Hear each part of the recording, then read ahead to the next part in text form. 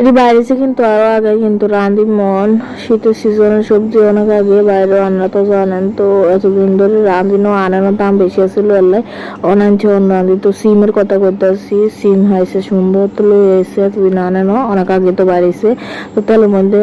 আদা রসুন জিরা ধন্যা বাড়া মশলা বলতে মরিচগুলো লবণ দিয়ে ভালো করে কষা তেলটা বাসিয়েছে সুমটি দিয়ে দিছি আলু সহকারে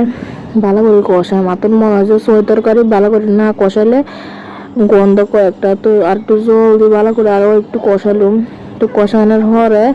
যখন জলটা শুকে যাবো তারপরে দিয়ে দিম জল তার আগে দিম হচ্ছে একটা টমেটো কাটি লইছি 4-5 টুকরা করে লইছি এবারে দিয়ে দিছি দিয়ে ভালো করে আবার মিশিয়ে লইছি তারপরে দিতেছি জলের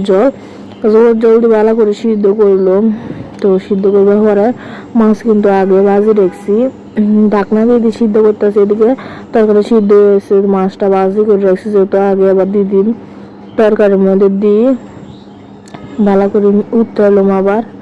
তো সব কিছু একলগে মিশিয়ে লইতেছি কিছুক্ষণ জাল দিয়ে উপর দিয়ে ধন্যবাদ ছিটাই দিয়ে নামালাম খাইতে কিন্তু যে দুর্দান্ত হয়েছে একদম শীতকালের ফ্লেভার হওয়া গেছে শহরে কিন্তু কোনো শীত আইয়েন না তেমন কিন্তু আইয়েন যে গরম পড়ে তবু মজা লাগে।